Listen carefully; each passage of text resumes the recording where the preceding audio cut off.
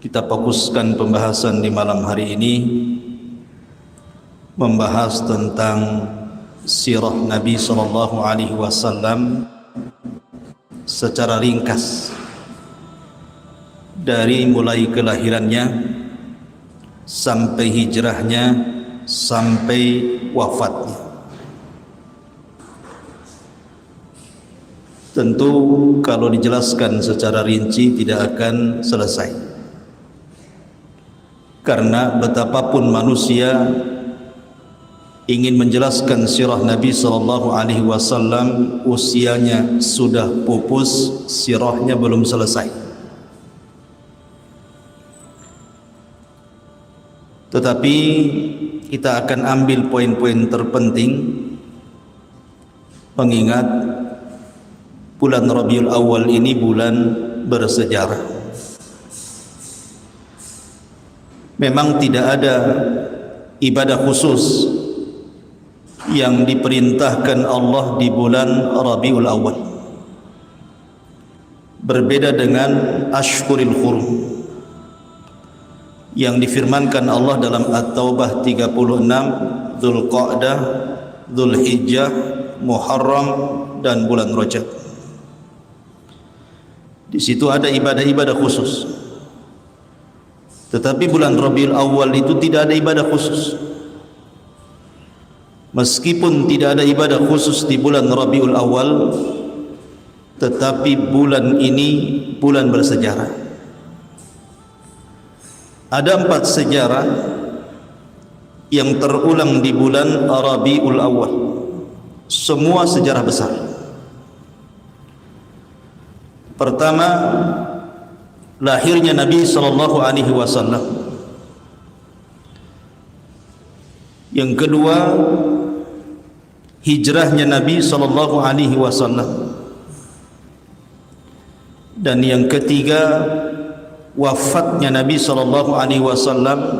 Dan yang keempat, diperselisihkan diangkatnya beliau menjadi Nabi dan Rasul. Ma'asyiral muslimin yang dimuliakan Allah Subhanahu wa taala, saya minta antum sabar, nanti mungkin agak lama sedikit ya malam ini karena sejarah Nabi cukup panjang, tetapi saya akan ringkas seringkas-ringkasnya. Di dalam Al-Qur'anul Karim ada 2 surat yang sangat pendek yang antum semua hafal. Pertama suratul Fil, dan yang kedua surah Quraisy. Yakin antum hafal surat ini karena paling pendek. Di dalam suratul Fil, Allah Subhanahu wa taala menggambarkan bagaimana Allah Subhanahu wa taala menghancurkan tentara Abrahatul Asram yang hendak menggempur Ka'bah. Dan Allah Subhanahu wa taala jadikan mereka ka'asfi ma'kul, seperti daun yang dimakan ulat. Tidak ada yang tersisa dari pasukan Abraha kecuali dibinasakan. Adapun yang hidup dan berhasil lari, mereka dikehendaki Allah untuk menceritakan kisah itu, tetapi juga berakhir dengan kebinasaan. Lalu apa tujuan Allah Subhanahu wa taala menghancurkan Abrahatul Asram di sebuah lembah yang disebut dengan Wadin Muhassir? Wad artinya lembah, Muhassir itu pengepungan, lembah pengepungan. Tujuan Allah Subhanahu wa taala menghancurkan Abrahatul Asram, tujuannya adalah li'ila fi Quraisy, ila fihim rihlatash syita'i was-sayf. Tujuannya untuk ilaf. Ilaf itu mempersatukan orang-orang Quraisy yang sebelumnya bercerai-berai. Dengan peristiwa Abrahatul Asram itu orang-orang Quraisy jadi bersatu. dan mereka diberikan nikmat oleh Allah Subhanahu wa taala, dua nikmat yang sangat besar.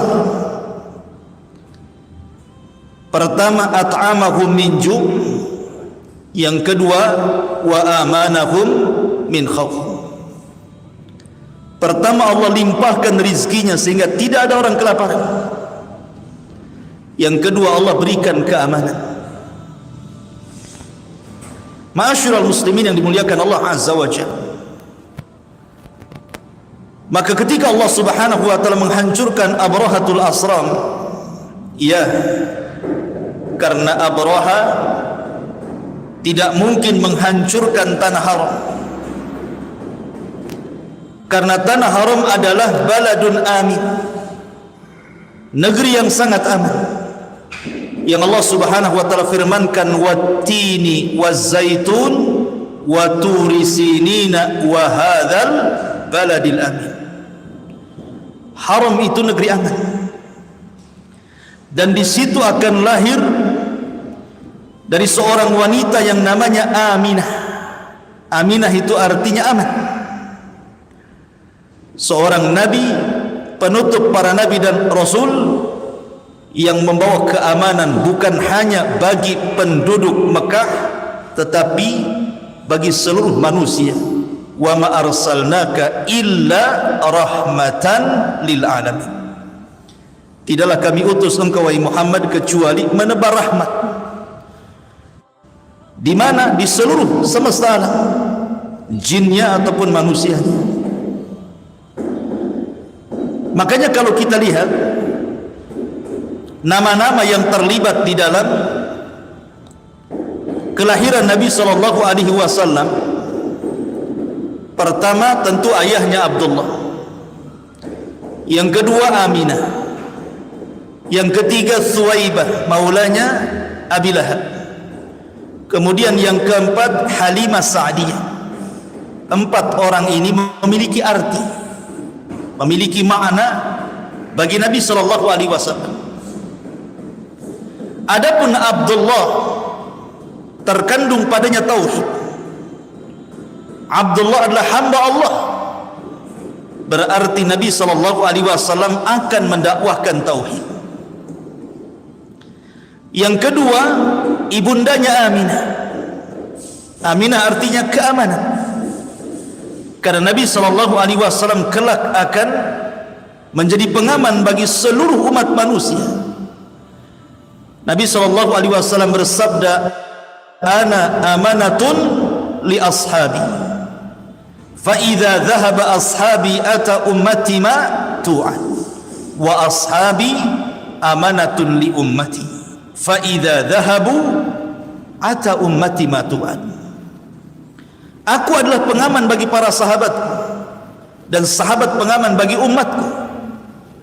Artinya sumber keamanan dari Nabi sallallahu alaihi wasallam. Kemudian juga Halimah Sa'diyah. Halimah itu artinya akhlak, kelembutan. Karena Nabi sallallahu alaihi wasallam diutus untuk memperbaiki akhlak manusia. Bu'itstu li utammima makarimal akhlak, aku diutus untuk menyempurnakan akhlak manusia. Dan Suwaibah diambil dari sawab, artinya pahala. Karena Nabi sallallahu alaihi wasallam berhak untuk mendapatkan pahala, dan siapapun yang mencintai Nabi sallallahu alaihi wasallam pun akan mendapatkan pahala. Karena tidak sempurna seseorang sampai Rasul lebih dicintai dibandingkan dirinya, orang tuanya, anak-anaknya, hartanya, sampai seluruh manusia di permukaan bumi yang ia cintai. Kapan Nabi sallallahu alaihi wasallam lahir? Ma'asyiral muslimin yang dimuliakan Allah Azza wa Jalla, Nabi sallallahu alaihi wasallam lahir pertama di hari Senin. Hari Senin ini adalah hari lahirnya Nabi, dan itu berdasarkan nas.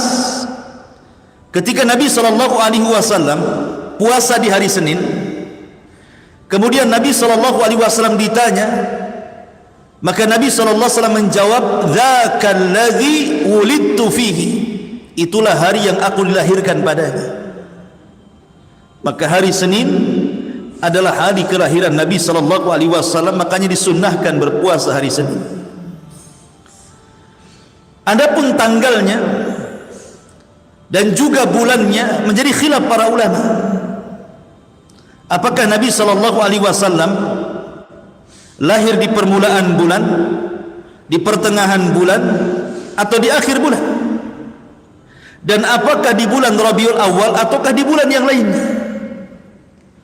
Mayoritas para ulama, jumhur ulama tarikh mengatakan bahwa Nabi sallallahu alaihi wasallam lahir pada tanggal 12. Walaupun ada yang mengatakan tanggal 2, ada yang mengatakan tanggal 8, ada yang mengatakan tanggal 12, ada yang mengatakan tanggal 18, tetapi mayoritas para ulama menetapkan tanggal kelahiran Rasul 12. Begitu juga bulannya, Rabiul Awal.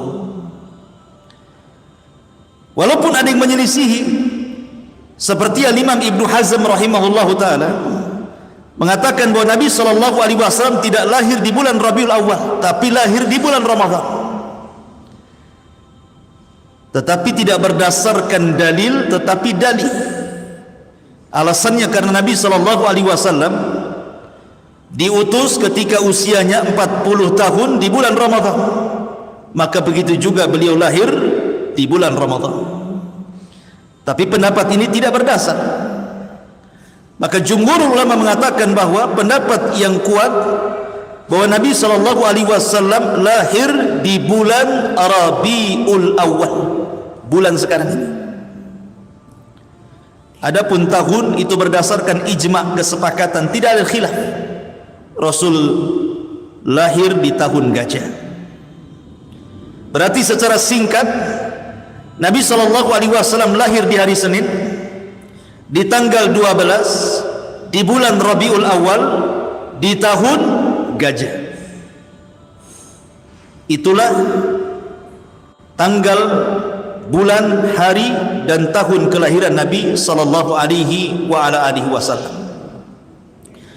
Ma'asyiral muslimin yang dimuliakan Allah Subhanahu wa taala. Ketika Nabi sallallahu alaihi wasallam lahir, habrul Yahud, pembesar Yahudi yang ada di Madinah, mendatangi seluruh kabilah-kabilah Yahudi yang ada di Madinah. Karena ketika itu di Madinah dipenuhi dengan orang Yahudi, ada Bani Qunaiqah, ada Bani Nadir, ada Bani Quraidah. Dikumpulkan malam itu. Kemudian habrul Yahud, pembesar Yahudi mengatakan, afikum maulud, apakah ada di antara kalian yang melahirkan seorang bayi? Rupanya tidak ada di malam itu yang melahirkan satupun dari orang Yahudi yang melahirkan bayi. Kenapa pembesar Yahudi ini keluar mengumpulkan orang-orang Yahudi? Karena di malam kelahiran Nabi sallallahu alaihi wasallam itu muncul bintang yang disebut dengan Najmu Ahmad, bintang Ahmad, dan itu tidak diketahui kecuali orang-orang Yahudi. Makanya kemudian pembesar Yahudi berkumpul bertanya kepada orang-orang Yahudi, afikum maulud, apa di antara kalian ada yang dilahirkan dari anak-anak kalian? Kata orang yang tidak ada. Bingunglah habrul Yahudi. Kemudian mereka mengontak orang Yahudi yang ada di Mekah. Rupanya orang Yahudi yang ada di Mekah mendengar bahwa Abdul Muttalib, kakek Nabi sallallahu alaihi wasallam yang merupakan Sadatul Arab, pembesar Arab, pemimpinnya Arab, Sayyidul Batha, memiliki cucu dari Aminah. Maka dia pun penasaran, kemudian melihat bayi Nabi sallallahu alaihi wasallam, rupanya dia melihat stempel kenabian. Maka dia pun menangis dan mengatakan, "Dhahaba nubuwatu Bani Israil." Dhahaba nubuwatu Bani Israil. Telah hilang kenabian dari Bani Israil dan sudah diambil orang Arab. Telah hilang. Bani Israil yang selama ini menunggu di kota Madinah ratusan tahun, sampai mereka bersabar dengan cuaca ekstrim Madinah. Sebelum kedatangan Nabi sallallahu alaihi wasallam, Madinah itu kota wabah. Mereka bertahan ratusan tahun di situ. Dan mereka tidak mengambil negara-negara lain. Mereka tidak hijrah ke Yaman yang sudah jelas-jelas subur tanahnya, tidak juga kemudian menetap di Syam yang sudah jelas-jelas memang Syam itu kota yang sangat maju. Tapi mereka kemudian malah memilih di Madinah karena mereka berangan-angan akan lahir seorang nabi dari Bani Israel, dan Madinah itu tempat munculnya. Rupanya tidak ada seorang nabi dari Yahudi yang lahir dari bangsa Arab. Makanya dia mengatakan zahaba nubuwatu Bani Israel. Sudah hilang kenabian dari Bani Israel, sudah diambil orang Arab. Itu pula yang menyebabkan orang-orang Madinah itu masuk Islam. Kenapa orang-orang Ansor itu mudah masuk Islam? Karena orang-orang Ansor ketika mereka masih musyrik, Ansor itu kan terdiri dari dua kabilah. Pertama kabilah Khazraj, yang kedua kabilah Aus. Kabilah Khazraj dan Aus ini selalu bertikai dengan orang Yahudi, dan orang Yahudi selalu mengancam mereka dengan mengatakan, tunggu saja kalian sampai Nabi kami hadir, kami berantas kalian, kata. Sehingga Khazraj dan Aus mendapatkan banyak informasi tentang kenabian. Makanya ketika kemudian datang musim haji ala musyrikin, nuqaba dari Khazraj dan Aus, para pembesar Khazraj dan Aus, mereka berangkat ke Mekah. Kemudian mendengar bahwa di Mekah itu ada seorang yang ngaku nabi. Karena mereka sudah dapat informasi dari orang-orang Yahudi, mereka ingin kemudian melihat nabi itu. Rupanya apa yang selama ini dibicarakan orang-orang Yahudi ada pada Nabi sallallahu alaihi wasallam. Sebab itulah mereka tidak ragu-ragu masuk Islam. Kemudian setelah mereka pun yang sedikit ini masuk Islam, mereka pulang ke Madinah, diajaknya Khazraj dan Aus untuk masuk Islam. Makanya kenapa dakwah Rasul di Madinah itu tidak lama tetapi mengislamkan banyak penduduk Madinah. Tetapi orang-orang Mekah dekil karena tidak diinformasi soal kenabian. Makanya mereka keras menolak, apalagi hasadnya siapa? Abu Jahal kepada Bani Abdil Manaf. Makanya kemudian orang-orang Mekah sulit untuk beriman. Ma'asyiral muslimin yang dimuliakan Allah Azza wa Jalla, kembali kepada cerita kelahiran Nabi sallallahu alaihi wasallam. Ketika Nabi sallallahu alaihi wasallam lahir, sebelumnya Abdul Muttalib bermimpi bahwa dia akan punya cucu dan disuruh memberi nama Muhammad ataupun Ahmad. Maka betul saja, rupanya Aminah setelah 50 hari tragedi perang Gajah, kurang 3 tahun kan 50 hari itu, 2 tahun lebih, tiba-tiba kemudian Aminah mengandung. Maka Abdul Muttalib senang ketika betul-betul kemudian dia lahir. Maka Abdul Muttalib langsung menggendong Rasul, dimasukkan ke dalam Ka'bah. Jadi Rasul itu awal maulud yang adkhala Abdul Muttalib al-Ka'bah. Jadi pertama lahir saja oleh Abdul Muttalib langsung digendong, dibawa ke dalam Ka'bah. Kemudian dia mengatakan, samaituhu Muhammadan, ku beri nama anak ini Muhammad ataupun Ahmad dalam Al-Quran. Kenapa? Tafa'ul. Karena tafa'ulan artinya nama itu kan doa. Mudah-mudahan bayi ini banyak dipuji manusia. Makanya jangan sembarang kasih nama. Kasih nama itu yang benar. Nama anaknya siapa Pak? Jupiter, komputer, itu nama itu yang benar. Abdullah, ya, Abdurrahman, Muhammad, nama sana seperti nama Nabi. Ma'asyiral muslimin yang dimuliakan Allah Azza wa Jalla, selang beberapa waktu datanglah maradi. Karena kebiasaan orang-orang Arab itu, mereka kalau punya bayi tidak disusui sendiri ibunya. Jadi orang-orang kota itu supaya anaknya sehat, karena kalau hidup di kota banyak penyakit. Kemudian anaknya tidak terdidik, kemudian bahasanya kacau, kemudian kesehatannya terganggu. Makanya anak-anak orang kota, Rasul itu lahir di kota. Rasul itu lahir di kota. Tidak ada nabi yang dari desa. Semua nabi itu orang kota. Bukan berarti merendahkan desa, tidak. Tapi semua nabi orang kota. Nah, Nabi SAW itu terlahir yatim. Karena Abdullah ketika safar ke Madinah terkena huma Yathrib, terkena wabah Yathrib. Mungkin di zaman sekarang macam corona lah. Karena Madinah dahulu itu penuh dengan wabah sebelum masuknya Rasul ke Madinah. Tapi setelah hijrahnya Nabi SAW ke Madinah, hilang wabah itu. Makanya disebut Madinatun Thayyibah, Madinah yang baik, tidak ada wabah lagi. Lah Nabi SAW akhirnya terlahir yatim karena Abdullah meninggal karena wabah. Dan Rasul itu seyatim-yatimnya anak yatim, karena ketika brojol saja dia tidak melihat ayahnya, karena ayahnya meninggal ketika Rasul 6 bulan dalam kandungan Aminah.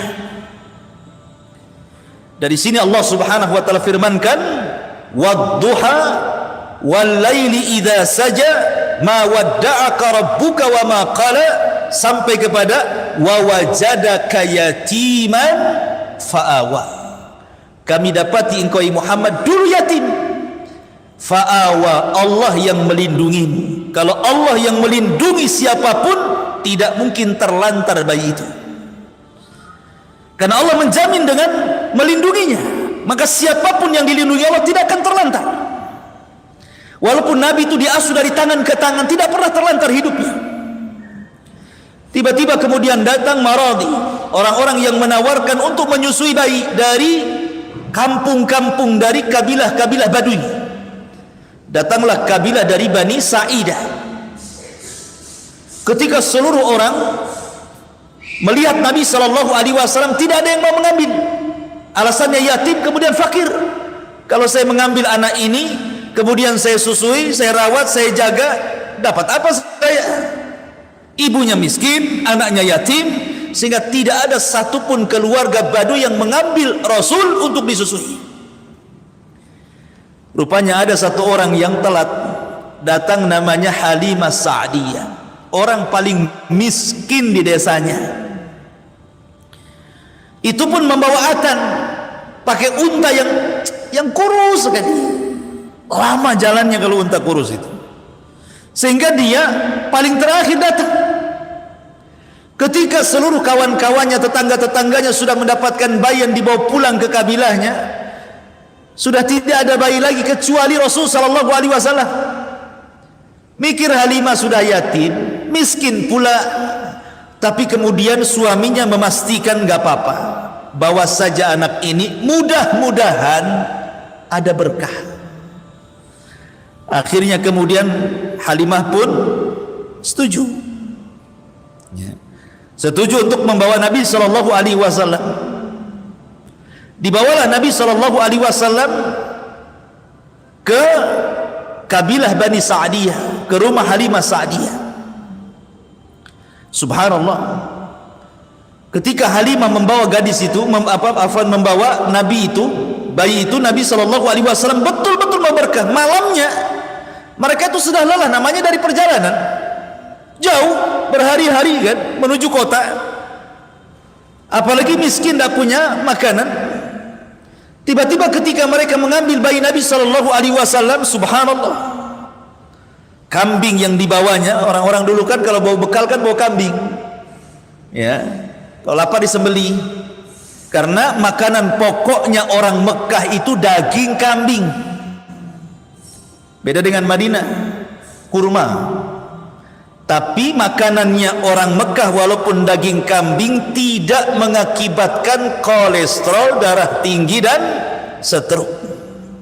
Beda kambing Batam, apalagi kambing Tamiang, ya langsung ke Tamiang lah habis makan tuh. Kenapa kemudian kambing-kambing di sana itu kalau dimakan, pagi makan kambing, siang makan kambing, malam makan kambing, sehat?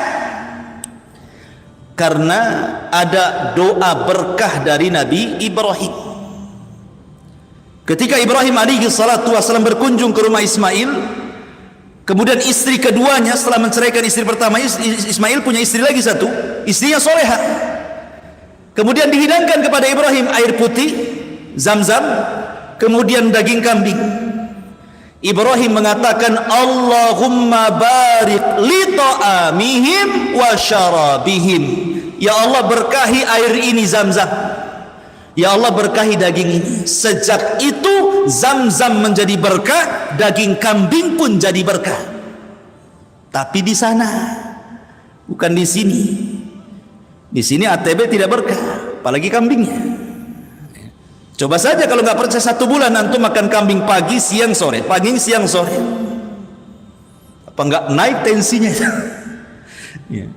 Masyarul muslimin yang dimuliakan Allah Azza. Jadi orang dulu itu kalau safar ya bawa kambing, karena itu makanan pokoknya masalahnya.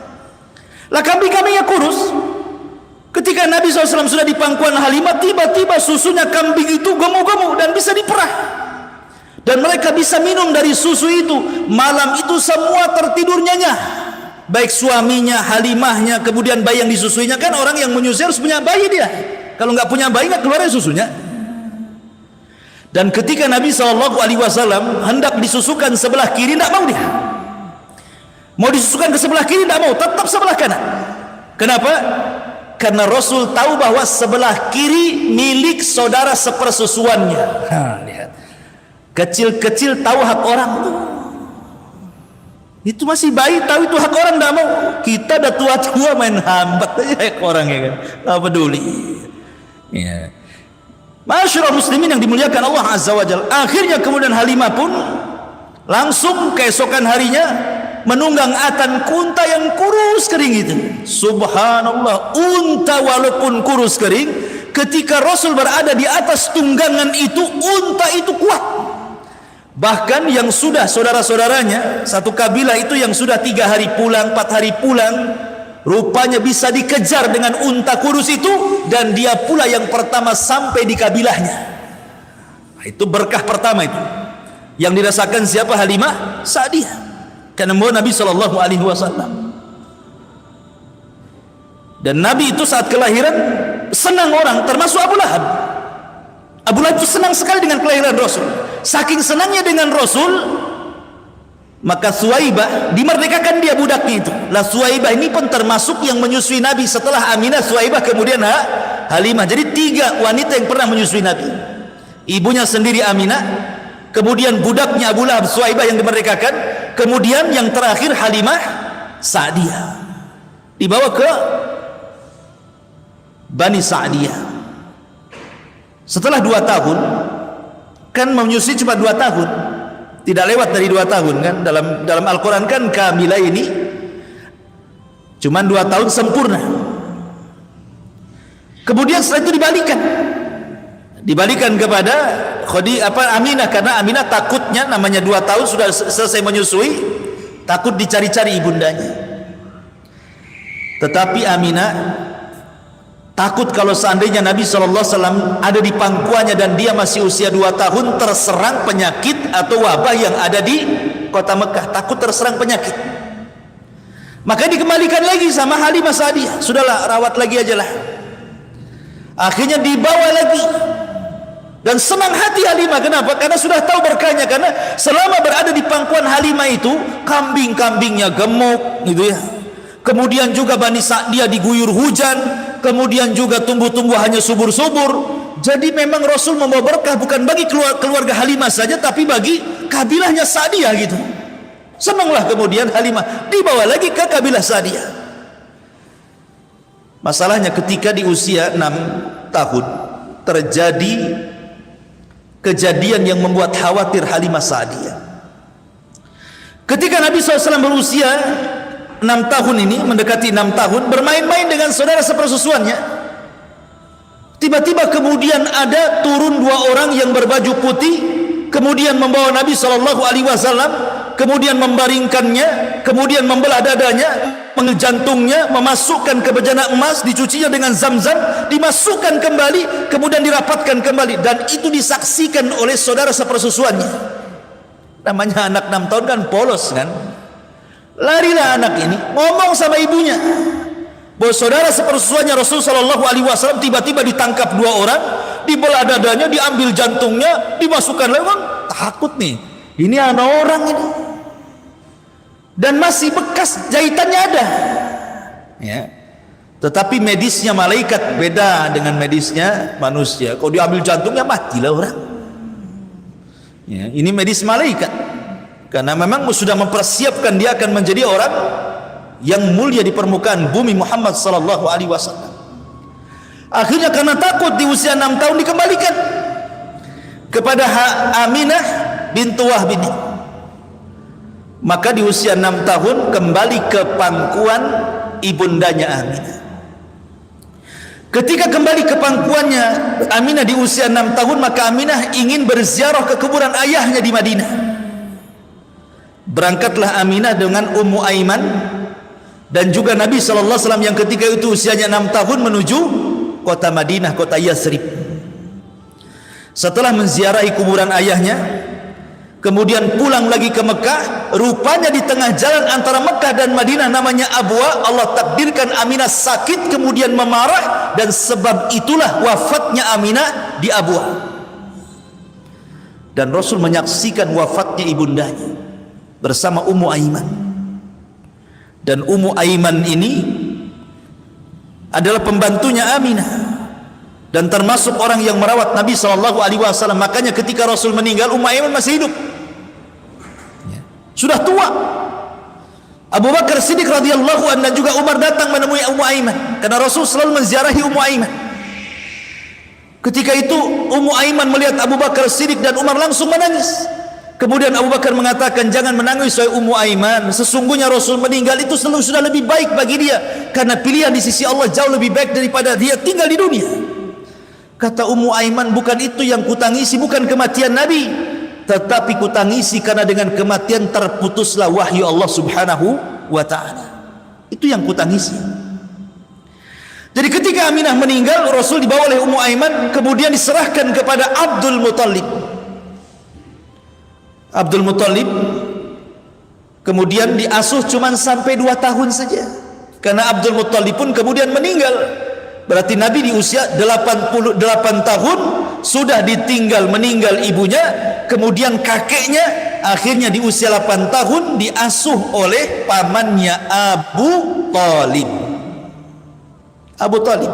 Kenapa Abu Talib bukan paman Rasul banyak? Karena Abu Talib dengan ayah Nabi itu satu ibu satu bapak, sekandung.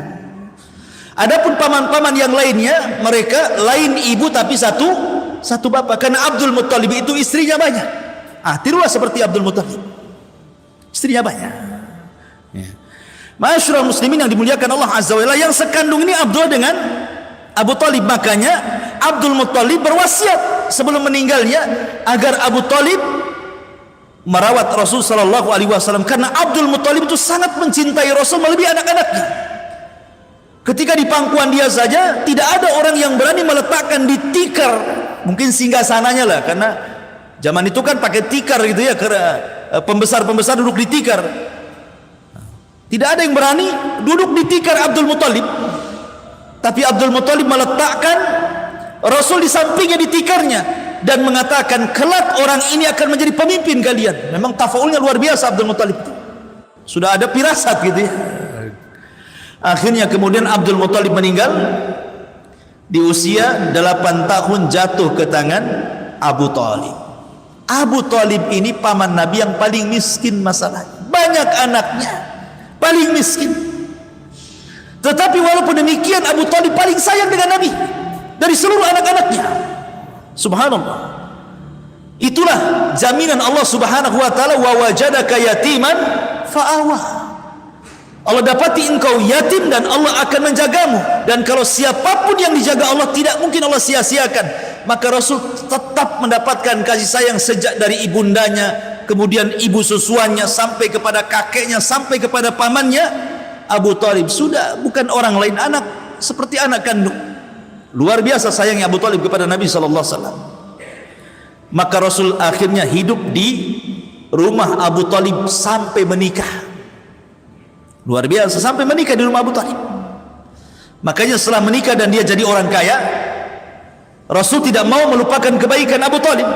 Diambillah salah satu anak Abu Talib untuk ikut di rumahnya, namanya Ali bin Abi Talib, jadi anak angkat Nabi.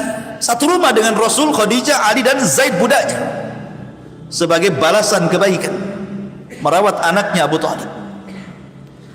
Ma'asyiral muslimin yang dimuliakan, tumbuhlah Nabi SAW umur 9 tahun, 10 tahun, 11, 12 tahun. Sudah 4 tahun Nabi SAW berada di rumah Abu Talib. Di sini Abu Talib, kebiasaan orang-orang Mekah ingin melakukan safar. Safar dalam rangka rihlatas syita'i was saif. Syita ke Yaman, saif ke Syam. Jadi di musim dingin ke Yaman, di musim panas ke Syam, karena Yaman dekat. Makanya kalau musim dingin jauh-jauh kan bahaya. Ya, kalau musim panas kan tidak masalah, ke Syam jauh-jauh pun, berbulan-bulan di Syam. Jadi Abu Talib tidak tega meninggalkan Rasul, walaupun hendak dititipkan kepada Abbas pamannya yang lain, tapi hatinya Abu Talib tidak tega, sehingga akhirnya terpaksalah dibawa Nabi SAW sekalian diajari untuk berniaga. Di usia 12 tahun tuh, bayangkan melakukan safar yang jauh ke Syam, yang kalau naik unta itu 1 bulan. Maka diajaklah Nabi SAW menuju Syam. Banyak kafilah-kafilah yang bolak-balik mondar-mandir dari Mekah ke Syam, mondar-mandir itu setiap tahunnya. Tetapi di Syam itu, di perbatasan, ada seorang namanya Buhaira Rahib, seorang padri dari padri-padri Yahudi yang tinggal di perbatasan Syam. Dia diusir dari kaumnya karena terlalu keras, Buhaira Rahib itu, sehingga dia menyendiri dari kaumnya. Lah setiap ada kapilah, dia biasa aja, nggak mereka gitu. Tetapi ketika dia melihat tanda-tanda yang selama ini dia pelajari dari kitab-kitabnya, dia baca dari kitab-kitab lamanya, bahwa akan lewat di hadapannya seorang nabi, maka dia terus memperhatikan kafilah-kafilah itu, sampai akhirnya ketika melihat kafilah Abu Talib dihentikan sama Buhaira Rahib itu. Kemudian diajak makan, tumben-tumbennya dia ngajak makan. Kemudian diajak makan, dijamunya Abu Talib dan rombongannya. Ketika itu Nabi SAW diperintahkan untuk menjaga kafilah untanya. Kemudian Buhaira Rahib mengatakan, adakah yang tersisa dari engkau? Kata Abu Talib, ada, anakku namanya Muhammad, dia sedang menjaga unta. Kata Buhaira Rahib, panggil anak itu kemari, makan di sini. Akhirnya ketika melihat Nabi SAW, Buhaira itu langsung terperanjat. Apalagi kemudian melihat tanda-tanda kenabian yang ada di bahunya, maka langsung Buhaira bertanya kepada Abu Talib, ini anak siapa? Kata Abu Talib, ini anak saya. Kata Buhaira Rahib, bohong, anak ini tidak punya bapak dan tidak punya ibu. Kok tahu? Ya karena baca kan ya. Orang-orang Yahudi itu mengenal Nabi yang akan lahir lebih mengenal dibandingkan anak-anak mereka. Ya'rifunahu kama ya'rifuna abna'ahum. Makanya Abu Talib akhirnya ngaku, ya, dia bukan anakku tapi anak dari saudaraku. Dari situ kata Buhaira Rahib, tahukah engkau ya Abu Talib, anak ini akan menjadi sejarah dunia dan akan jadi nabi. Sebaiknya kau jangan meneruskan perjalanan ke Syam, sebab kalau orang-orang Yahudi Syam mengetahui dia calon nabi, pasti dibunuh karena hasadnya mereka. Rupanya nabi mereka yang ditunggu-tunggu bukan dari Bani Israel, orang Arab pula, bisa dibunuh anak ini. Bawa balik. Karena yang ngomong tokoh, Abu Talib takut lah kan itu kan. Kalau ngomong orang biasa mikir deh, ini yang ngomong Buhaira Rahib, seorang rahib besar kan gitu. Akhirnya Abu Talib pun tidak jadi membawa Nabi ke Syam, balik lagi ke Mekah di usia 12 tahun. Maka Abu Talib hanya berdagang tanpa Nabi SAW. Lah ketika Nabi SAW di usia 12 tahun inilah, maka Nabi SAW berusaha mencari pekerjaan. Karena memang rata-rata pekerjaan orang miskin, orang susah di zaman itu ya jadi penggembala kambing. Cari orang kaya yang banyak kambingnya, kemudian dirawat kambingnya, kemudian ngambil upah dari hasil rawatannya.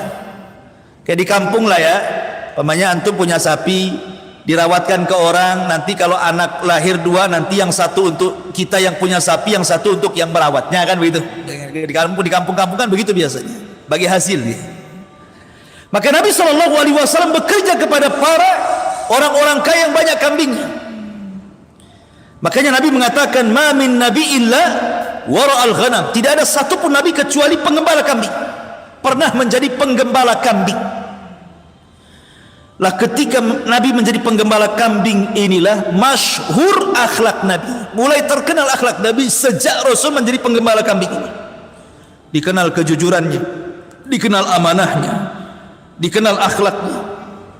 Karena di usia remaja, seusia Nabi SAW itu, kalau di zaman jahiliyah, mereka terbiasa minum khamar, terbiasa main perempuan, terbiasa maksiat kepada Allah Azza wa Jal, terbiasa ngomong ucapannya kotor-kotor gitu ya. Tapi Nabi SAW tidak pernah mendekati sebagaimana gaya hidup anak-anak remaja di zaman itu. Rasul tidak pernah memegang botol khamar, Rasul tidak pernah mencaci maki, Rasul tidak pernah mengeluarkan kata kotor, Rasul tidak pernah berzina, Rasul tidak pernah maksiat gitu ya. Dia hanya sibuk dengan kambingnya. Maka mulailah terkenal akhlaknya Rasul di saat itu. Ketambah-tambah ketika musim kawin, musim menikah gitu kan. Kan banyak acara-acara walimah di mana-mana, walimatul arus itu. Ya kayak kita juga lah, walimatul arus itu kan kalau zaman dulu ya pakai organ tunggal, kalau nggak nyewa organ tunggal nggak sah kayaknya. Harus nyewa organ tunggal dulu ya. Harus ada minumannya, malamnya judi gitu ya, kalau orang-orang dulu itu. Maka Rasul SAW diajak kawannya, ayo kita datanglah ke walimah. Rasul tidak mau. Kalau begitu, maka kalau engkau tidak mau pergi bersama kami Muhammad, ya sudah, kami titipkan kambing-kambing kami. Maka sejak itulah Rasul jadi penitipan kambing. Ya. Jadi kambing-kambingnya kalau ada acara itu dititipkan kepada Rasul. Subhanallah, tidak ada satupun kambing hilang, tidak ada satupun kambing yang dimakan serigala, tidak ada satupun kambing yang sakit. Sejak itu dikenal amanahnya. Akhirnya bukan hanya kambing saja dititipkan, mulailah kemudian orang-orang Quraisy menitipkan barang. Kalau mereka safar, menitipkan uang kepada Rasul, karena dikenal amanahnya. Maka sejak itu Rasul dikenal di halayak orang umum Sadiqul Amin. Orangnya sadik, jujur, lagi amanah. Terkenal di akhlaknya itu. Tidak pernah maksiat, tidak pernah minum khamar, tidak pernah mengucapkan kata-kata kotor. Pokoknya akhlaknya luar biasa dan dipuji oleh orang-orang Quraisy itu tentang akhlaknya Nabi SAW. Makanya kenapa Abu Lahab itu suka dengan Nabi? Sampai-sampai kemudian dua putranya disuruh menikah dengan dua putri Nabi sebelum diangkat jadi Nabi ya. Tapi setelah diangkat jadi Nabi, jadi musuhnya pula kan gitu ya. Disuruh ceraikan Utbah dan Utaibah, menceraikan Ruqayyah dan Ummu Kulsum itu untuk menyakiti hati Nabi. Ma'asyiral muslimin yang dimuliakan Allah Subhanahu wa ta'ala. Maka ketika Nabi SAW sudah dewasa, di usia 14 tahun, Nabi itu mengikuti satu peperangan yang disebut dengan Perang Fijar. Ada namanya Perang Fijar yang mengatakan di usia 15 tahun terjadi Perang Fijar.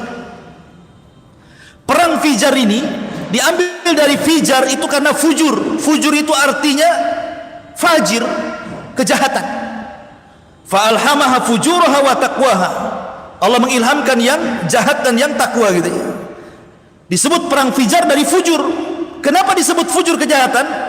Karena ketika itu kabilah Qais ibn Ailan menyerang kabilah Quraisy dan Kinanah di bulan-bulan haram dan di tanah haram. Marah orang Quraisy. Karena bagi mereka bulan hurum, Dzulqa'dah, Dzulhijjah, Muharram, Rajab itu bulan mulia. Tidak boleh ada perang. Apalagi di tanah haram. Tiba-tiba kabilah Qais bin Ailan menyerang pula Bani Kinanah di tanah haram, di bulan haram. Bangkit orang-orang Quraisy. Perang, lama perangnya sampai 4 tahun. Ya kan? Sampai 4 tahun, bayangkan, sampai usia Nabi SAW mendekati 20 tahun itu. 19 tahun. Perang Fijar itu Nabi ikut serta itu, membela orang-orang Quraisy dengan menyediakan senjata. Ya. Artinya bahwa Nabi SAW sudah dididik oleh Allah Subhanahu wa ta'ala untuk menjadi pahlawan perang. Ya, jadi sejak muda itu sudah disiapkan bahwa dia kelak jadi Nabi akan perang juga gitu ya. Makanya sudah disiapkan oleh Allah Azza wa Jalla, ada perang Fijar namanya. Lah setelah kemudian perang Fijar ini, selang beberapa waktu setelahnya bersusul, ada tragedi namanya Hilful Fudul namanya. Apa Hilful Fudul itu? Hilful Fudul itu artinya, hilf itu sumpah, Fudul itu artinya melampaui kewenangan, itu disebut Fudul. Kalau orang banyak ucapan, banyak ngomong itu namanya Fudulul Kalam, banyak ngomong. Tetapi yang dimaksud mencampuri kewenangan orang, karena ketika itu ada orang yang dizalimi. Sebenarnya bukan urusan kabilah Quraisy, bukan, tapi karena ingin menolong orang yang dizalimi, akhirnya masuk ke masalah itu. Karena ada seorang laki-laki dari Zabidi Yaman, kabilah Zabid namanya, itu hendak mengirim barang dagangan kepada seorang laki-laki namanya Al-As ibn Wail As-Sahmi.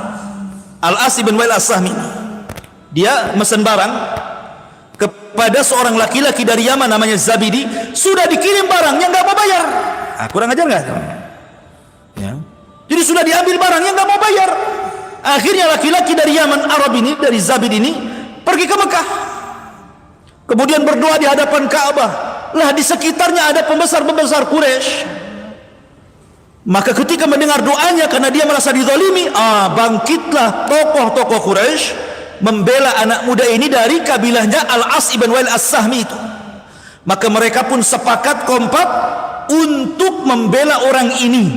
Makanya disebut Hilful Fudul namanya. Hilaf itu sumpah untuk menolong, Fudul itu seolah-olah keluar dari wewenangnya, karena sudah, kenapa ikut campur? Karena ini orang yang dizalimi harus tolong. Akhirnya kemudian mereka sepakat, termasuk Rasul ikut dalam Hilful Fudul. Makanya Rasul ketika diangkat jadi Nabi dan Rasul, kalau seandainya terulang Hilful Fudul, aku akan terlibat di situ. Karena itu sumpah setia untuk menolong orang yang dizalimi. Unsur akhaka zaliman aw madluman, kata Rasul. Tolong saudaramu yang zalim, artinya cegah kezalimannya, dan orang yang dizalimi tolong mereka. Terjadi Hilful Fudul. Ma'asyiral muslimin yang dimuliakan Allah Azza wa Jalla, baru setelah terjadi Hilful Fudul, Nabi SAW ketika di usia 20 tahun, dan akhlaknya itu sudah luar biasa, itu kedengar kemana-mana. Didengarlah oleh seorang wanita yang sangat suci, yang gelarnya disebut Tahirah, wanita suci. Kenapa disebut wanita suci? Karena walaupun Islam belum ada, tapi wanita ini sudah menutup aurat, suka pakai hijab, namanya Khadijah bintu Khuwailid. Mendengar ada anak muda, akhlaknya bagus, dipuji orang Quraisy, kata Khadijah, ini bagus juga ini untuk diajak kerjasama. Karena selama ini Khadijah ini seorang janda, pernah menikahi dua laki-laki dan cerai dua-duanya dan punya anak. Ya. Dan banyak para pembesar Quraisy ingin melamar Khadijah, tapi ditolaknya. Karena Khadijah itu orang kaya, kaya sekali. Seandainya seluruh orang-orang kaya laki-laki Mekah dibandingkan kekayaan Khadijah, itu kekayaan Khadijah jauh lebih besar dibandingkan kekayaan mereka. Saking kayanya. Makanya kaedah antum ingin kaya itu mudah, cari janda kaya seperti Khadijah. Cepat kaya itu, tidak perlu antum keluar modal. Ya, paling cepat tuh, bisnis paling cepat tuh nikahi janda kaya. Ma'asyiral muslimin yang dimuliakan Allah Azza wa Jalla.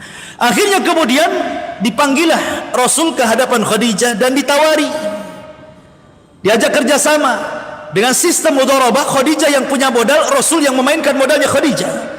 Tapi Rasul itu birrul walidainnya tinggi. Dia tidak mau langsung, kecuali hatta astadzin ammi, tunggu dulu sampai saya minta izin pamanku. Lihat, urusan dagang aja minta izin. Cuma sekarang mana ada minta izin? Orang dikasih modal senang, nggak usah izin-izin. Tapi Rasul minta izin dulu. Kata pamannya, ya sudah, ambil aja, nggak apa-apa. Maka Nabi SAW mulai memutarkan modalnya Khadijah. Awalnya di Mekah, ya dagang sekitar Mekah gitu ya, dan mendapatkan keuntungan luar biasa. Akhirnya Khadijah pun makin ingin yakin kalau mukim itu kan mungkin orang baik, bisa saja baik karena tetangga, karena satu kampung. Coba ketika safar, belum tentu orang itu baik. Karena safar itu disebut safar, artinya yusfirur rajul. Kenapa orang pergi disebut safar dalam bahasa Arabnya? Safar itu artinya memperlihatkan tabiat orang, itu disebut safar. Makanya ketika kita satu kampung baik, ketika safar nampak bakhilnya, nampak tidak mau nolongnya, nampak egoisnya, nampak semua nampak tuh kalau safar itu. Makanya orang itu dianggap baik kalau bertetangga baik, ketika safar baik, ketika diajak bisnis dia baik. Itulah baik. Maka akhirnya kemudian Khadijah mengutus pembantunya yang laki-laki itu namanya Maisarah. Maisarah bukan perempuan, laki-laki. Walaupun ada letak marbutohnya di situ. Kalau bahasa Arab Maisarah berarti perempuan. Ya, secara bahasa Arab. Tapi laki-laki tidak mungkinlah di Rasul sama perempuan kan itu. Laki-laki Maisarah namanya.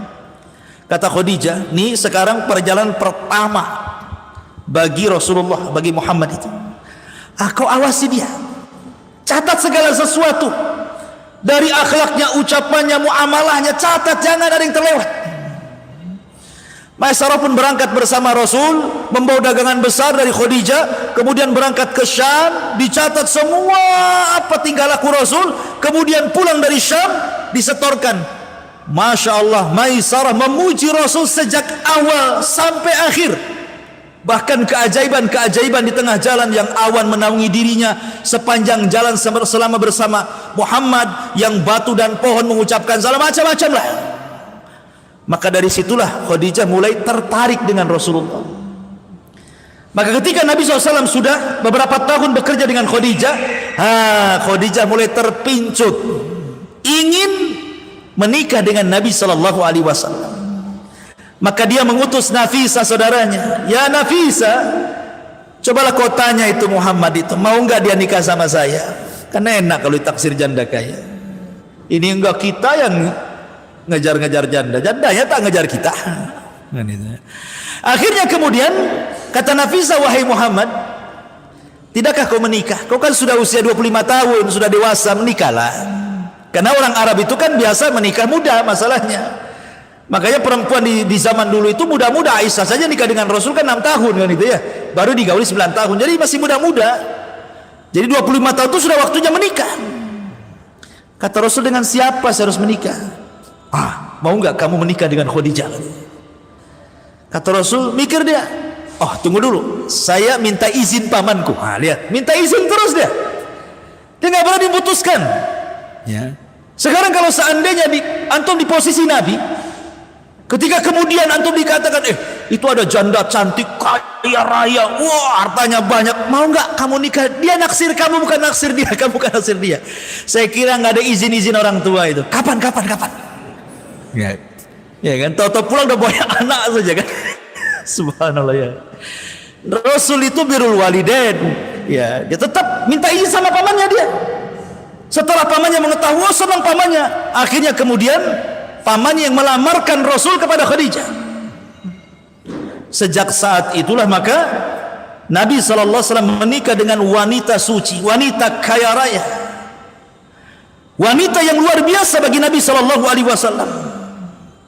Dan Rasul membuktikan di halayak orang-orang Arab jahiliyah bagaimana memuliakan seorang wanita yang ketika itu wanita direndahkan. Khadijah dihormati karena kaya saja.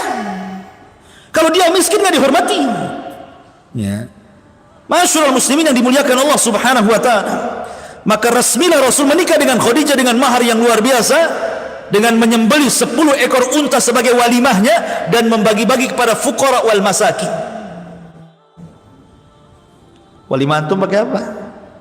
1 ekor kambing, 2. Ini 10 unta sembelih. Kadang-kadang nasi kotak pula walimah. Masyaallah muslimin yang dimuliakan Allah Subhanahu wa taala. Akhirnya kemudian setelah menikah dengan Khadijah, maka Nabi SAW diserahkan oleh Khadijah. Karena Khadijah kan sudah lama Rasul bekerja sama dia, kan tahu akhlaknya, tahu muamalahnya, tahu kebaikannya. Maka Khadijah 100% yakin dengan Rasul. Ketika sudah menikah saja, dia menyerahkan seluruh kekayaannya, seluruh bisnisnya kepada Nabi SAW. Luar biasa. Anda nggak yakin kalau antum dapat janda kaya diserahkan hartanya, itu nggak yakin. Karena nggak yakin sama antum masalahnya. Nanti nikah lagi antum. Masyaallah muslimin yang dimuliakan Allah Azza wa Jalla. Artinya bahwa Khadijah yakin betul dengan Nabi, diserahkan semuanya. murni Khadijah menjadi ibu rumah tangga. Dan subhanallah, Allah karuniakan kepada Rasul banyak anak dari Khadijah. Lahirlah Zainab, lahirlah Ruqayyah, lahirlah Ummu Kulsum, lahirlah Fatimah. Ini perempuan, semua hidup dan semua menyaksikan mereka menikah. Mereka hidup sampai menikah dan punya anak sebagian mereka. Tapi yang laki-laki disayangkan mati di waktu bayi. Punya anak Qasim laki-laki mati di usia hitungan bulan. Kemudian punya anak lagi Abdullah mati juga di hitungan bulan. Jadi Nabi SAW tidak punya garis keturunan laki-laki. Walaupun ada dari budaknya Maria Qibtiyah yang diberi nama Ibrahim pun meninggal dunia. Padahal garis keturunan itu dari laki-laki kan. Makanya orang Arab itu melarang wanitanya menikah dengan laki-laki di luar Arab, karena akan merusak nasab. Tapi kalau laki-lakinya suka-suka dia lah, mau nikah sama orang Batam, mau nikah sama orang Garut, sama terserah, karena nasab ke bapak semua, ya kan? Tetapi Nabi itu bukan bapak bagi anak-anaknya. Maka Muhammadun aba ahadin mir rijalikum walakin Rasulullah wa khataman nabiyyin. Rasul itu bukan bapak bagi anak-anaknya saja, tapi Rasul itu bapak bagi seluruh umatnya. Makanya istri Nabi disebut Ummul Mukminin, ibunya orang-orang yang beriman. Berarti Nabi Masyaallah muslimin yang dimuliakan Allah Azza wa Jalla. Setelah kemudian menikah dengan Khadijah dan dia memainkan perannya seorang bisnismen, maka makin kaya, makin kaya, makin kaya. Disitulah Rasulullah SAW akhirnya berjumpa dengan Abu Bakar, berjumpa dengan Utsman, berjumpa dengan Abdurrahman bin Auf, berjumpa dengan para pembisnis hebat, ulung-ulung itu. Karena Rasul juga orang kaya, pembisnis juga, sehingga mereka kadang safar bersama ke Syam, safar ke Yaman. Rasul dikenal bukan hanya orang kaya saja, tapi akhlaknya luar biasa. Jarang orang kaya akhlaknya bagus. Jarang orang kaya orangnya dermawan gitu. Nabi itu luar biasa terkenal akhlak dan juga kekayaannya. Lah ketika Nabi sudah di puncak suksesi loh, kesuksesan dia, di puncak kesuksesannya, di usia ya sekitar 37 tahun. Ya, sebelumnya Rasul juga pernah menyatukan bangsa Arab ketika Ka'bah roboh kan. Ya, kemudian setelah dibenahi, perang nih, orang-orang ribut dengan Hajar Aswad. Siapa yang meletakkan nih Hajar Aswad nih? Kata kabilah ini saya, kata kabilah ini saya. Akhirnya ditengahi. Sebaiknya yang meletakkan batu ini, tunggu siapapun yang datang dari pintu sebelah sana, maka dia yang berhak. Rasul datang dari pintu itu. Ya. Akhirnya Nabi SAW dengan kecerdasannya, sudahlah ambil kain, letakkan batu di tengah kain, kalian pegang satu-satu di ujung-ujung kain, kan sama-sama ngangkat namanya. Disatukan kabilah-kabilah itu. Ya. Dan dulu Masjidil Haram bukan Masjidil Haram namanya. Ya. Dulu juga Masjidil Aqsa bukan Masjidil Aqsa namanya. Dulu namanya Al-Bait. Masjidil Aqsa disebut Baitul Maqdis. Sejak turun surah Al-Isra itulah, Subhanalladzi asra bi abdihi lailan minal masjidil haram ilal masjidil aqsa. Sejak itulah Al-Bait disebut Masjidil Haram dan Baitul Maqdis disebut Masjidil Aqsa. Ya, sejarahnya seperti itu. Nah, Nabi SAW akhirnya karena sudah kaya sekali gitu, tetapi melihat akhlak orang-orang Arab ini bejat masalahnya. Dia tidak tenang hidupnya. Melihat orang-orang masyarakat jahiliyah suka mabuk, suka zina, suka makan bangkai, ya, memutus silaturahim, macam-macam lah kan. Jadi Rasul berpikir gitu ya.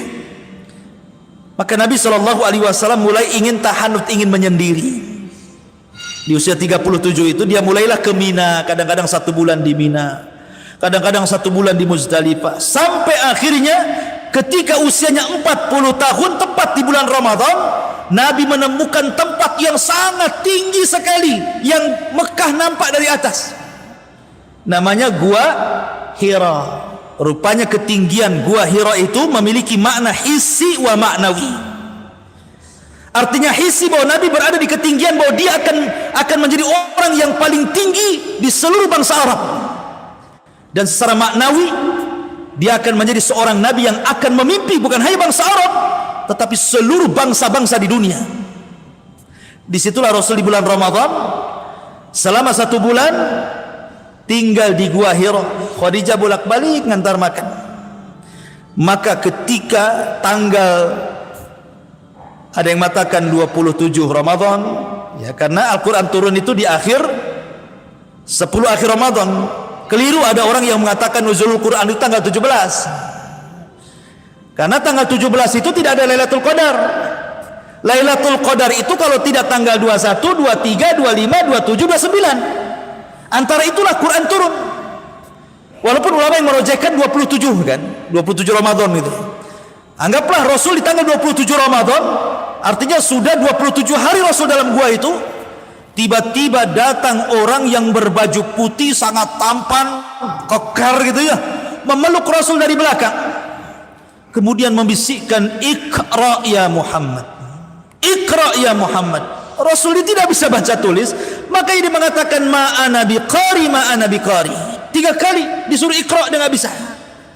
Akhirnya mulailah ditalkinkan oleh orang ini dan mengatakan, "Iqra bismi rabbikal ladzi khalaq, khalaqal insana min 'alaq, Iqra wa rabbukal akram alladzi 'allama bil qalam, 'allamal insana ma lam ya'lam." 5 ayat pertama surah Al-Alaq turun. Ketika itulah Rasul resmi diangkat jadi nabi. Baru 3 bulan setelahnya diangkat jadi Rasul dengan turunnya surah Al-Mudaththir 5 ayat. Karena surat yang pertama turun itu Al-Alaq, itu nomor 1. Nomor 2-nya Al-Mudaththir. Nomor 3-nya Nun. Nomor 4-nya Muzammil. Nomor 5-nya Al-Fatihah. Nomor 6-nya Al-Lahab. Baru surat-surat terus sampai selesai. Ya. Ma'asyiral muslimin yang dimuliakan Allah Azza wa Jalla. Jadi ketika Nabi SAW kemudian sudah dinobatkan jadi Nabi dengan turunnya surah Al-Alaq 5 ayat pertama ini, maka Nabi SAW pun pulang. Ya. Kemudian di tengah jalan, rupanya dia menyaksikan Jibril dalam bentuk aslinya, gitu ya, sedang duduk di antara langit dan bumi. Ketakutan Nabi. Ya gimana loh, gitu. Jibril itu besar, memiliki 600 sayap, satu sayapnya terbentang antara ujung barat dan ujung timur, sadal ufuk kan gitu ya. Jadi kalau melihat ke sana sayap Jibril, melihat ke sana sayap Jibril, ke belakang sayap Jibril, kayak langit itu sayap Jibril semua, sadal ufuk namanya ya. Gimana nggak takut Nabi? Makanya Nabi SAW kemudian pulang dan mengatakan kepada Khadijah, "Dathiruni, dathiruni ya Khadijah, selimuti aku, selimuti aku." Dan peristiwa itu setelah 3 bulan, kemudian tiba-tiba ketika Rasul di dalam selimut, Jibril datang dan mengatakan, "Qul ya ayyuhal muddathir." Hei orang yang berselimut, "Qum fa'anzir." Qum fa'anzir. Berdiri, jangan tidur, beri peringatan orang-orang. Wa rabbuka fakabbir. Dan Rabbmu besarkan. Wa thiyabaka fatahhir. Bersihkan pakaianmu. Wa ruzza fahjur. Dan begitu seterusnya. Maka resmilah diangkat jadi nabi. Jadi nabi itu konsekuensinya kita wajib membenarkan, Rasul itu konsekuensinya kita wajib mengikuti. Jadi kalau nabi itu wujubut tasdik, kalau Rasul itu wujubul ittiba. Gitu ya bahasanya. Nabi itu harus dibenarkan, kalau Rasul harus diikuti. Kenapa? Karena ketika jadi nabi, Rasul tidak disuruh untuk menyampaikan. Ya, ketika jadi nabi Rasul tidak disuruh untuk menyampaikan, yang disuruh untuk belajar. Iqra kan itu, suruh belajar. Belum ada disuruh menyampaikan. Ketika diangkat jadi nabi, suruh menyampaikan. Makanya nabi itu harus dibenarkan dan Rasul harus diikuti. Makanya kenapa ada istilah ikhlas wal ittiba namanya. Kita harus ikhlas dan harus ittiba mencontoh Nabi sallallahu alaihi wasallam. Masyarakat muslimin yang dimuliakan Allah Azza wa Jalla, dan itu di usia 40 tahun. Dari sini faedahnya bahwa usia Rasul kenapa tidak diangkat ketika di usia 20 tahun? Ketika di usia 30 tahun, bisa saja Allah mengangkat dia di usia 30 tahun kan? Tapi kenapa diangkat di usia 40 tahun coba? Karena 40 tahun itu nikmat Allah sudah sempurna.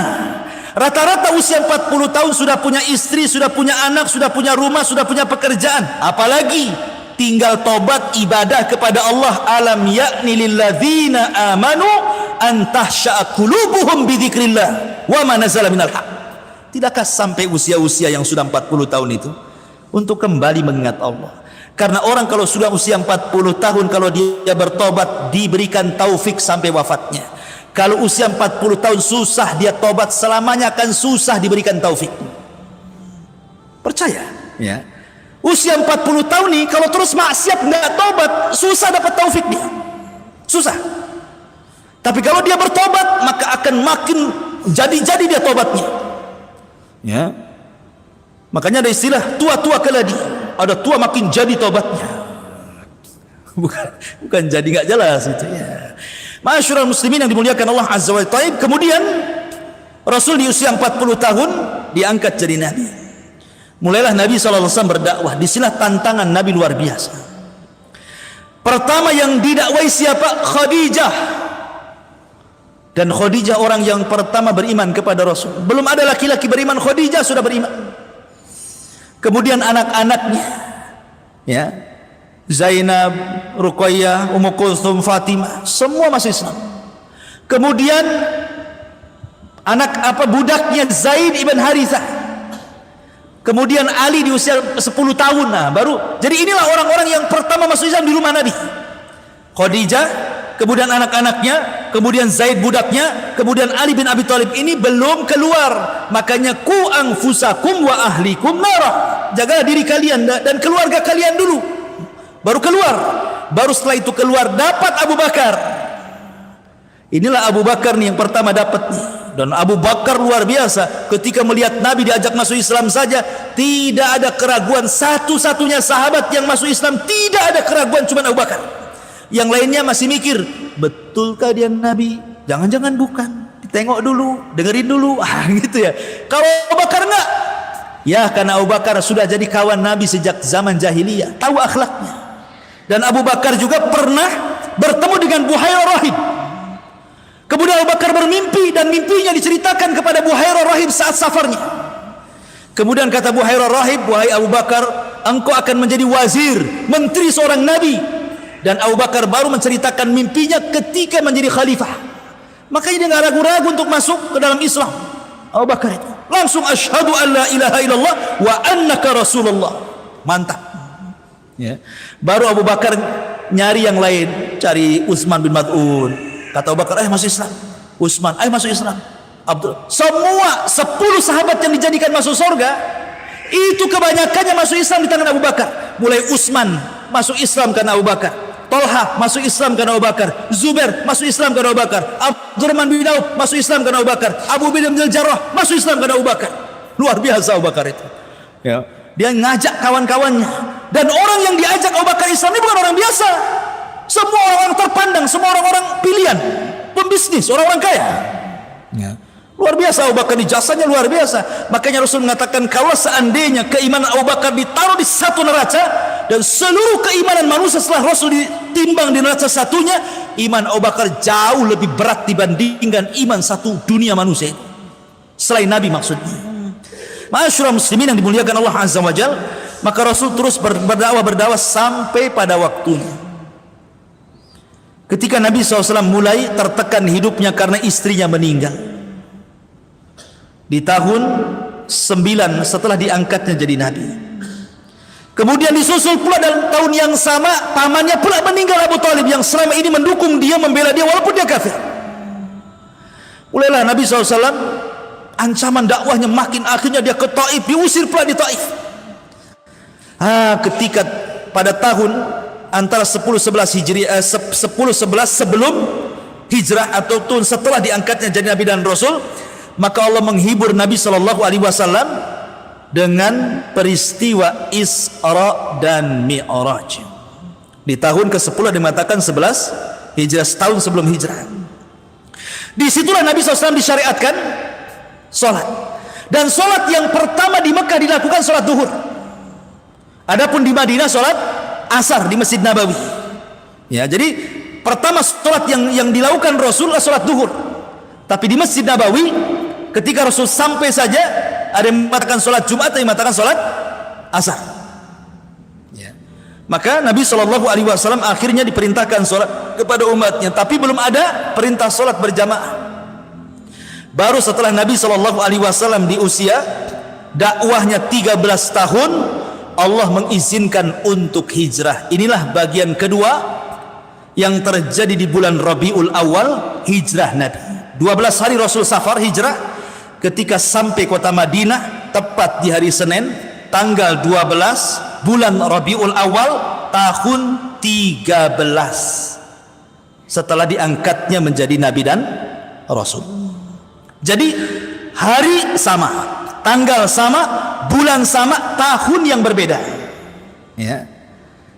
Tanggalnya sama, lahirnya Rasul hari Senin, sampainya hijrahnya Rasul hari Senin, wafatnya Rasul juga hari Senin. Kemudian tanggalnya juga sama, 12 Rabiul Awal, sampainya Rasul juga 12 Rabiul Awal, wafatnya Rasul juga 12 Rabiul Awal. Tahunnya yang berbeda, yang satu tahun gajah, yang satu tahun 13 setelah diangkat jadi Nabi dan Rasul sebelum hijrah, yang satu tahun 11 Hijriyah. Jadi kalau kita globalkan, wafatnya Rasul hari Senin tanggal 12 bulan Rabiul Awal tahun gajah, hijrahnya Rasul sampai di Madinah hari Senin tanggal 12 bulan Rabiul Awal tahun 13 sebelum hijrah setelah diangkatnya jadi Nabi dan Rasul. Wafatnya Rasul hari Senin tanggal 12 bulan Rabiul Awal tahun 11 Hijriyah. Nah, itu baru hafal tuh yang gitu-gitu ya. Ya. Ini kalau antum catat sudah hafal, ini udah banyak angka, banyak nama, banyak tempat. Kalau suruh ulang lagi nggak yakin saya hafalnya. Nggak apa-apa, dengarkan saja. Ini sejarah Nabi penting. Ketika Nabi SAW sudah hijrah, ini yang hijrah ini ikhwan, yang terlibat dalam hijrah yang paling berjasa itu keluarga Abu Bakar. Pertama yang berjasa Abu Bakar, yang kedua anaknya Asma, yang ketiga anak laki-lakinya Abdurrahman, yang keempat pembantunya Abdullah ibn Uraikid. Ini 4 orang berjasa dalam perjalanan hijrah.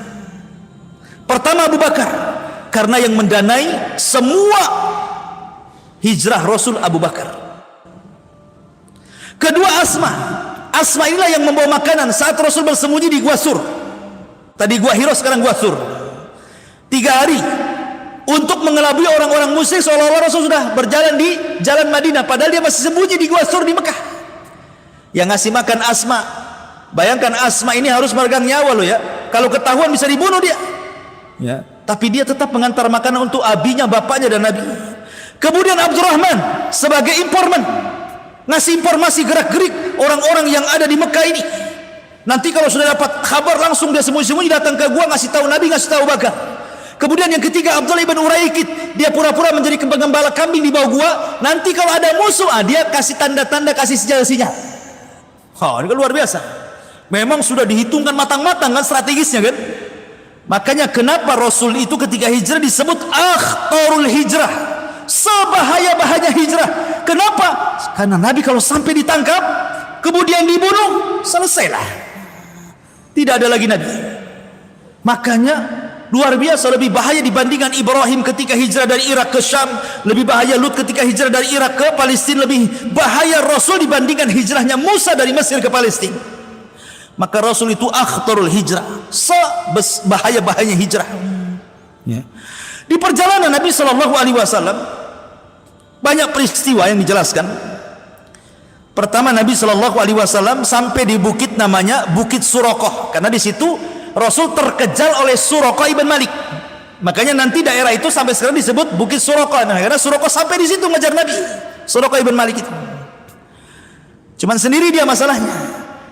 Ketika dia hendak menghunus pedang, kudanya terperosok jatuh, dia ambillah pedangnya sama Nabi. Akhirnya ketakutan dia.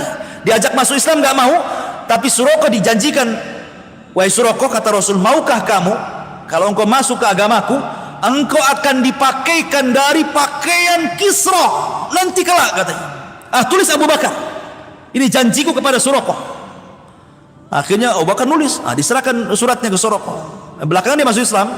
Kemudian dia pulang ke Mekah, ketemu dengan pasukan. Kata Suraqah, nggak ada, saya sudah nyusul ke sana, nggak ada Abu Bakar, nggak ada Muhammad, ke tempat lain katanya. Selamat Nabi. Ya. Akhirnya kemudian setelah terus jalan, ketemulah dengan Ummu Ma'bad. Karena kehabisan bekal Rasul dengan Abu Bakar, pusing cari orang, rupanya di tengah padang pasir ada tenda, rupanya ada seorang wanita tua, suaminya nggak ada. Rasul minta dijamu tapi nggak ada yang bisa diminum. Dia punya kambing, kurus, perempuan, nggak punya anak. Gimana kambing kalau bersusu kan punya anak, ini nggak punya anak, gimana mau bersusu kan? Tapi mujizatnya Rasul, langsung diusap kambingnya, tiba-tiba susunya gemuk-gemuk, diperah sama Rasul, dapatlah banyak tuh susunya. Keajaiban Rasul, mujizat namanya. Antum walaupun ngelus-ngelus 100 kali gak akan keluar itu, karena bukan, antum tidak punya mujizat. Ya, masyarakat muslimin yang dimuliakan Allah Azza wa Jalla. Akhirnya kemudian kata Rasul, israb ya Abu Bakar, minum wahai Abu Bakar. Kata Abu Bakar, bal anta shrab ya Rasulullah, bahkan engkau yang minum, bahkan engkau yang minum wahai Rasul. Kata Rasul, akhirnya Rasul minum. Setelah minum 1 kali, diberikan kepada Abu Bakar, bal ishrab ya Rasulullah, minum lagi wahai Rasul, minum lagi. Bal ishrab ya Rasulullah, minum lagi. Apa kata Abu Bakar? Lamma ra'aitun nabiyya sallallahu alaihi wasallam yashrab thumma yashrab hatta rawaitu, katanya.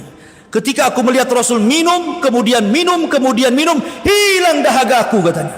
Kok aneh, orang lain yang minum dia hilang dahaga. Kalau kita lagi ngelak nih, ya kan, antum lagi haus ngelak gitu ya, tengok ada minum es itu, kelak, kapan ini orang ini ngasih es sama saya? Kan begitu ya. Ini aneh kita Abu Bakar ini melihat Nabi minum kok hilang dahaganya. Kenapa? Saking senangnya. Begitulah orang yang disenangi. Orang kalau sudah cinta itu, subhanallah ikhwan, bisa gila orang itu kalau cinta. Makanya ada namanya Laila Majnun, kan itu ya. Antum pernah dengar cerita Laila Majnun? Laila nama perempuannya, Majnun nama laki-lakinya. Maka disatukan Laila Majnun. Ini si Majnun ini kalau datang di malam hari senang. Kenapa? Karena malam bahasa Arabnya apa? Lailun, berarti pacarnya ada di malam hari. Kalau datang siang nggak suka dia, karena bahasa Arabnya siang itu naharun, nggak menyebut pacarnya. Jadi kalau malam hari senang, kenapa? Datang Laila. Jadi suatu ketika si Majnun ini berburu, dia lapar, berburu dia, betul-betul ingin cari makan, ambil busur, ambil panah, masuk ke hutan, ada lah di itu menjangan itu. Teman-teman menjangan itu kijang, ya. Dipanah itu, kena, ya. Akhirnya ditangkap. Ketika mau disembelih, diperhatikan matanya. Kok matanya sama dengan mata Laila, katanya.